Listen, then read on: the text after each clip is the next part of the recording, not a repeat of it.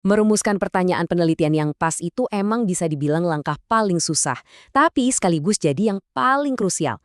Kalau salah di sini, wah bisa-bisa seluruh penelitian kamu jadi berantakan. Tapi tenang aja, dalam beberapa menit ke depan, kita bakal bedah tuntas cara menyusun pertanyaan kualitatif yang kuat banget, langkah demi langkah. Kutipan ini benar-benar merangkum semuanya. Rumusan masalah itu bukan sekedar pertanyaan biasa loh. Ini adalah jantung dari penelitian kamu. Ibarat kompas, dia yang nentuin setiap langkah, dari mulai metode sampai analisis data.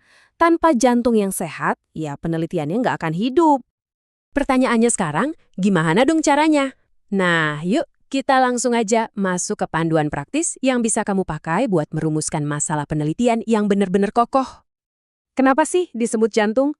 Coba bayangin, pertanyaan ini tuh kayak memompa darah ke seluruh bagian penelitian kamu. Dia yang nentuin metode apa yang kamu pakai, data apa yang perlu kamu kumpulin, sampai gimana cara kamu nulis laporannya nanti. Semuanya itu ngalir dari satu titik pusat ini. Nah, ini fakta yang sering banget bikin peneliti pemula kaget. Judul itu fleksibel, bisa diubah nanti. Tapi rumusan masalah, wah itu adalah DNA dari penelitian kamu. Disinilah inti dan bobot sebenarnya dari riset kamu berada. Oke, sekarang kita bahas salah satu jebakan yang paling umum buat para peneliti. Bedanya pertanyaan kualitatif dan kuantitatif. Paham soal ini tuh kunci banget supaya kamu nggak salah jalan dari awal. Coba diperhatikan bedanya. Di kiri, kualitatif itu pengen mengeksplorasi, pengen dengerin cerita di balik gimana Gen Z pakai media sosial. Sementara di kanan, kuantitatif itu mau mengukur, mau cari hubungan sebab akibat yang jelas. Jadi, balik lagi ke tujuan kamu, mau gali cerita atau mau ukur angka. Sekarang, setelah kamu paham bedanya, yuk kita buka kotak perkakas seorang peneliti kualitatif. Di dalamnya ada 5 tipe pertanyaan utama yang bisa kita anggap sebagai 5 lensa berbeda buat membedah topik penelitian kamu. Tipe pertama, deskriptif.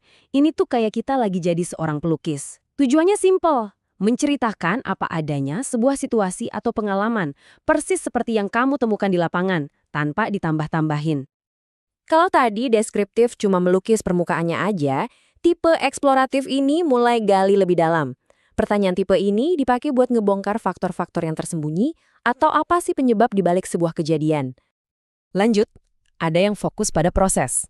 Di sini kita nggak cuma nanya apa, tapi gimana urutannya. Pertanyaan ini dipakai buat memetakan langkah-langkah sebuah peristiwa, dari awal sampai akhir. Kayak nonton film gitu, kita mau tahu alurnya. Sesuai namanya, tipe komparatif ini kita pakai buat membandingkan dua hal, buat cari apa sih persamaannya dan apa bedanya. Ini ampuh banget buat memahami sesuatu dengan ngelihatnya dari dua sisi yang berbeda. Dan ini dia level yang paling dalam, eksplanatif. Pertanyaan ini udah nggak lagi nanya apa atau bagaimana, tapi langsung ke intinya, mengapa.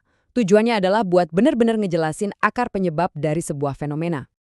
Jadi, idealnya berapa banyak sih pertanyaan yang kita butuhin?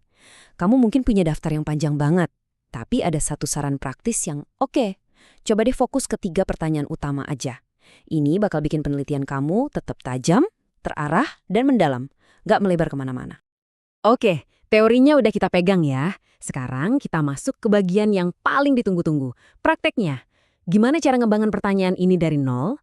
Gampang, ikutin aja 4 langkah sederhana berikut ini. Prosesnya itu kayak pakai corong. Mulai dari ide yang besar banget, terus kita persempit fokusnya, kita perkuat dengan riset-riset yang udah ada, dan yang terakhir, kita ubah jadi satu pertanyaan yang super tajam. Dengan struktur ini, tugas yang tadinya kayak mustahil jadi jauh lebih gampang dikerjain. Nah, setelah punya draft pertanyaan, tugas kita belum selesai loh. Sekarang saatnya kita poles pertanyaan itu biar jadi kayak berlian. Jadi, apa aja sih kriteria pertanyaan penelitian yang benar-benar bagus? Yuk kita lihat.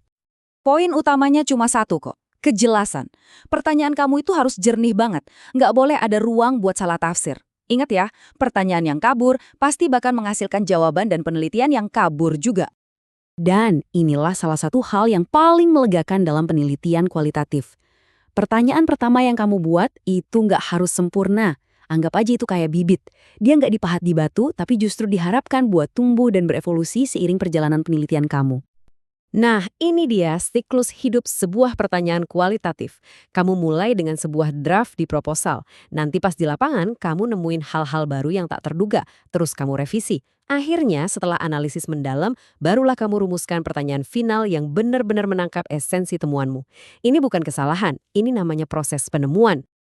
Oke, kita udah bedah semuanya, mulai dari anatomi pertanyaan yang baik sampai cara merakitnya. Sekarang, giliran kamu yang pegang kendali. Dengan semua alat ini di tanganmu, pertanyaan dari saya buat kamu adalah, cerita penting apa yang nunggu buat kamu ungkap, dan pertanyaan hebat apa yang bakal jadi kunci buat membukanya.